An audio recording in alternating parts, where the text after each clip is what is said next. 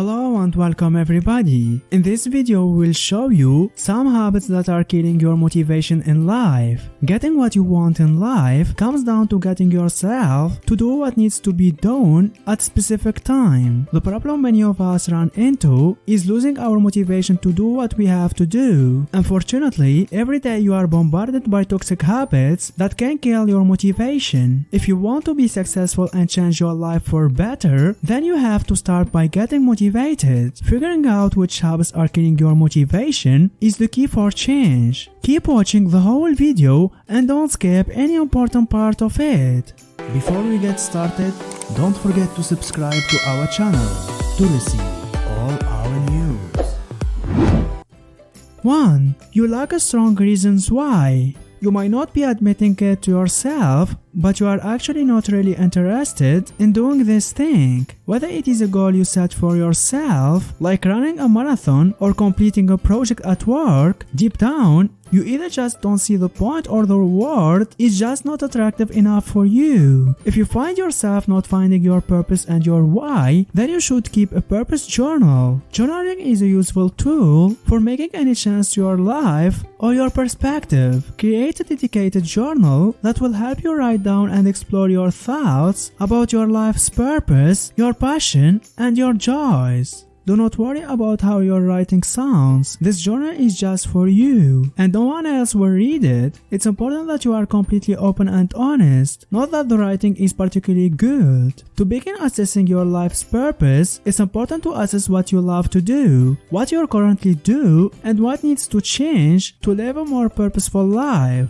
Some questions to consider are: when have you been happiest in your life? What has made you truly proud of yourself? What qualities do you most admire in other people? And what makes you feel really alive and energized? After you have asked the question that will help you identify certain things you like, then you should create a list of your interests and passions. Write down the things that you enjoy spending time doing. These can be related to your work, your personal life, or your home life.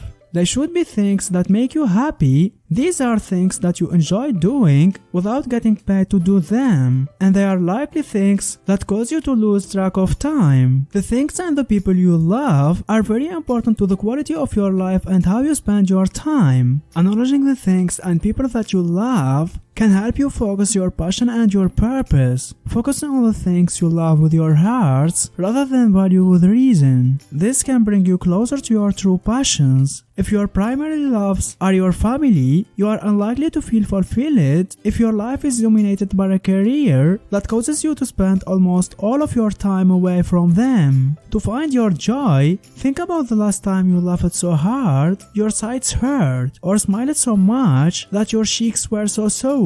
Also, you need to use the technique of backwards planning. Imagine yourself at 90-year-old. Imagine that you are looking back on your life and you are completely content that you lived a meaningful, wonderful life. Imagine what the specifics of that life are. Then work backwards through time to determine what you need to do by each decade between now and 90 in order to live that complete life. For example, say that you picture yourself 90-year-old, surrounded by great-grandchildren, happily retired after a successful career, helping your community, living in your own home with a lot of land. This tells you that you want to have a family and that you'd like to have a career helping others, and that you would like to live independently in a rural setting. Your backwards planning could lead you to determine that you should start having children when you are at 28, you'd like to find a position as a social worker by 25, and you should maintain your health constantly so that you can continue to live independently in old age.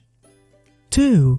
You don't believe in yourself. At some point in your life, you believed in yourself and you were feeling great. Then someone came along and made you doubt yourself. They gave their opinion of you and it hurt. You believed in yourself less and carried the hurt with you. You need to understand that the comment was someone's opinion, not a fact. Just because someone doesn't see your worth doesn't mean no one will. You can't please everyone, so don't even try. Someone had an opinion, and that's okay. We are all entitled to opinions, but it wasn't a fact. Don't let that person's negativity get absorbed into your estimation of yourself. Let it wash over you and float away. Learn to take feedback critically and consider where there is something you can use in the comment to change and grow as a person. If the answer is yes, apply it and show gratitude that someone had the coconut to tell you and appreciate the fact that you have grown as a person. If the answer is no, then let it go and ignore it. People perceive you from their level of perception. If they can't handle you, that's okay. Here's an example. Person 1 puts on a unique outfit with a bright flower pattern and walks out feeling confident. The person 2, which is next to him, says, "That outfit is really ugly. You must have no fashion taste." A critical comment appears and person 1's self-esteem is tested because something they care about and put love into has been received negatively. Person 1 internally thinking and asks himself, "Does this comment help me grow as a person? Is my outfit really ugly, or is it just not their taste? Do I stand by my outfit? Does it make me feel happy and cute? If it does, so do like that outfit and don't care about anybody else." 3.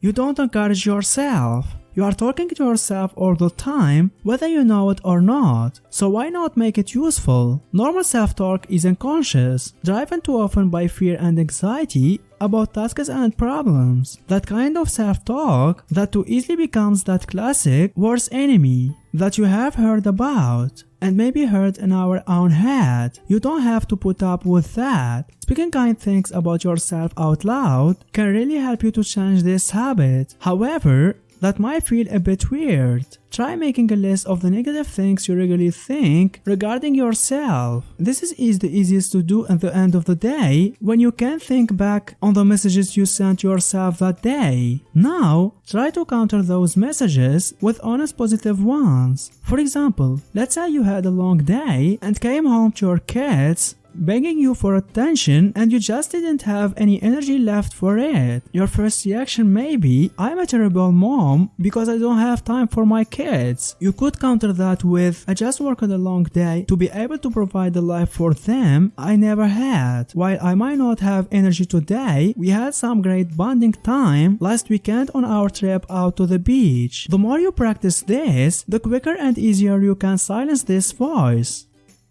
4. You get distracted. One of the reasons that are killing your motivation is that you get distracted. There have never been more opportunities for distractions than there are in today's digital and work environment. Not only do we have to contend with potentially distracting workplace trend like open plan office, we are constantly bombarded with digital missives in the form of emails, tweets, social media notification, and breaking new alerts. This digital distraction and information overload overwhelms our brains. It shortens attention span and it traps memory information too. It may be obvious that when you are distracted at work, you can't concentrate and are more apt to make mistakes, but even more drastic consequence could result if you can't elevate the distractions and develop a professional atmosphere. For that, we advise you to turn off the distractions. Proactively checking for information may keep you from having it interrupt a concentrated workflow. You may want to turn off all notifications from smartphones and desktop applications. Consider checking email only 4 times per day and handling each inquiry only once. Controlling your devices and not having the technology control you. That may help you reduce distractions and increase your focus.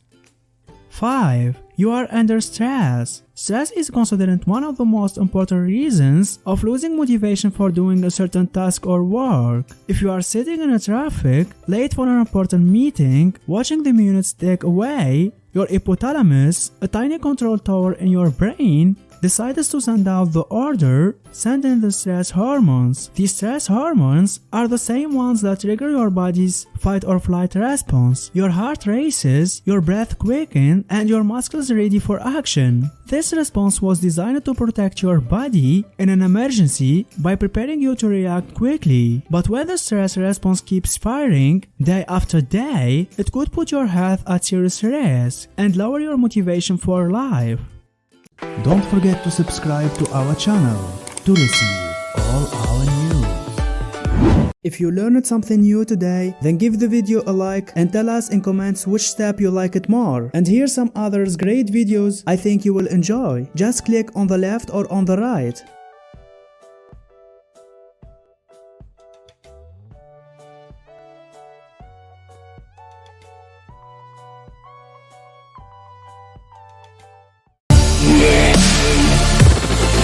Ha ha.